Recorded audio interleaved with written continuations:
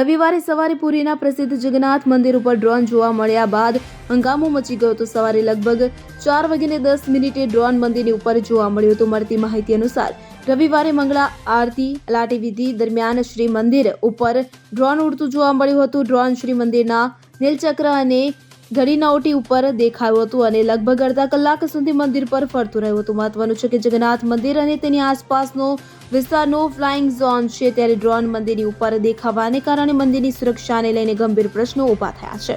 આ મામલે પોલીસ અધિકારીએ જણાવ્યું હતું કે ઘટનાની તપાસ માટે અલગ અલગ ટીમો બનાવવામાં આવી છે. સુરક્ષાનો ભંગ કરનાર સામે કડક કાયદાકીય કાર્યવાહી કરવામાં આવશે. તેવું માનવામાં આવે છે કે કોઈ લોગરે આ ડ્રોન ઉડાવ્યું હશે.